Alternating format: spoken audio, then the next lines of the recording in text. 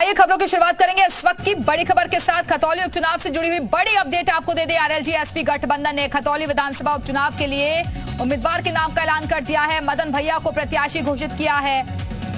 खतौली से आरएलडी ने मदन भैया को बनाया प्रत्याशी और आपको बता दें कि इस सीट पर आरएलडी और समाजवादी पार्टी मिलकर चुनाव लड़ रहे हैं। खतौली उपचुनाव के लिए ये उम्मीदवार की घोषणा कर दी गई है। खतौली से मदन भैया को टिकट दिया गया है।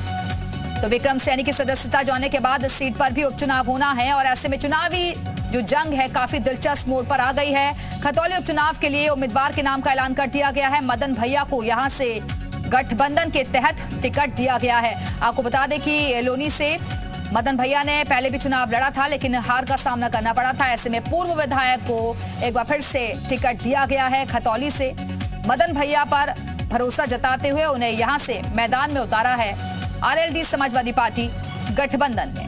ये मुर्गी फार्म बना के हर महीने 2 लाख कमाते हैं। हर दिन इसमें सिर्फ 4 घंटे एक्स्ट्रा देते हैं। आपको भी ये सीखना है तो फ्रीडम ऐप को अभी डाउनलोड कीजिए। तो बीजेपी के सामने कड़ी चुनौती ये गठबंधन पेश कर रहा है। हालांकि बीजेपी को भरोसा है अपने काम पर कि विकास के आधार पर जनता हमारे साथ जाएगी, लेकिन कई तरीके के सवाल खड़े हो रहे हैं कि आखिरकार क्या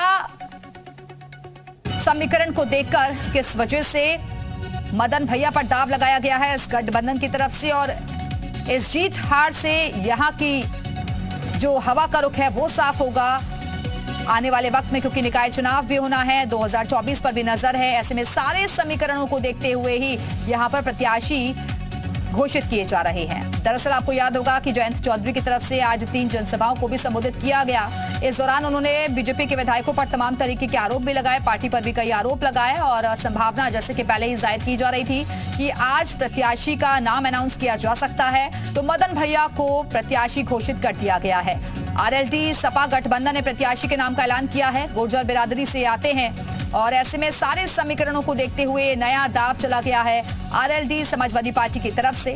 हालांकि आपको याद होगा कि 2022 का चुनाव आरएलडी और समाजवादी पार्टी ने मिलकर लड़ा था, लेकिन फिर भी हार का मुंह देखना पड़ा था। और इस वक्त हमारे साथ हमारे वरिष्ठ सहयोगी अजीत जुड़े हुए हैं। अजीत, जिस तरीके से खतौली उपचुनाव के लिए प्रत्याशी का ऐलान हुआ है, मदन भैया को यहाँ से टिकट मिला है, उसे किस तरीके से देखें? देखिए, बिल्कुल समाजवादी पार्टी और राष्ट्रीय लोकदल का एक गठबंधन है दिव्या, और निश्चित तौर पर ये मास्टर स्ट्रोक की तैयारी कर रहे हैं क्योंकि मदन भैया गुर्जर समाज से आते हैं और अगर जाति समीकरण की बात करें तो उसमें भी ये कहीं न कहीं फिट बैठते हैं। इनके पहले भी चुनाव लड़ चुके हैं। हालांकि बीजेपी की तरफ से अभी पत्ते नहीं खोले गए, लेकिन ये कहा जा रहा है कि विक्रम सैनी की जिनकी सदस्यता गई है उनकी पत्नी राजकुमारी को भारतीय जनता पार्टी टिकट देगी। और देखिए, खतौली में जो भी चुनाव होगा उसके पृष्ठभूमि में 2013 का मुजफ्फरनगर का दंगा होगा, जिसको बार बार बीजेपी मुद्दा उठा रही। बीजेपी के प्रदेश अध्यक्ष से जब हमने बात की तो भी यही कह रहे थे कि 2013 में मुजफ्फरनगर का जो दंगा हुआ वो आजम खान ने कराया, दंगाइयों के साथ थे।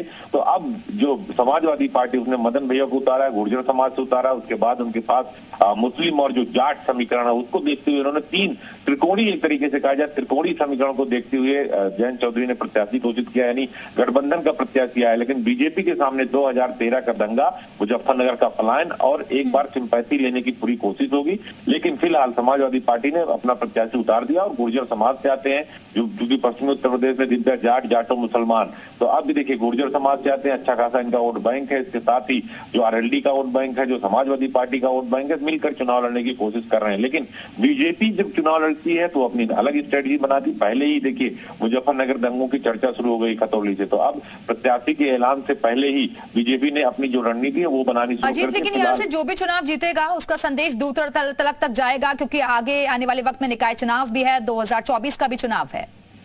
देखिए, बिल्कुल इसका मैसेज दूर तक जाएगा और ये 22-24 का सेमीफाइनल होगा, क्योंकि 22 खतौली मुजफ्फरनगर की सीट है। उमेश मलिक देखिए, जो उस दिन उनसे बात की गई तो वो भी यही कह रहे थे। तो जो उपचुनाव में हालांकि कहा जाता है सत्ता का चुनाव है, सत्ता ही इसमें जो गेन करती है, सत्ता ही इसमें विक्टिम कार्ड करती है, जीतती है। लेकिन जिस तरह से प्रत्याशी की घोषणा समाजवादी पार्टी ने की है वो कहीं ना कहीं चौंकाने वाला, और बीजेपी और सपा के बीच सीधे टक्कर होगी, एक तरफा चुनाव नहीं होगा दिव्या। चलिए, बहुत बहुत शुक्रिया आपका अजीत हमारे से जुड़ने के लिए और ये जानकारी देने के लिए। ये मुर्गी फार्म बना के हर महीने 2 लाख कमाते हैं। हर दिन इसमें सिर्फ 4 घंटे एक्स्ट्रा देते हैं। आपको भी ये सीखना है तो फ्रीडम ऐप को अभी डाउनलोड कीजिए।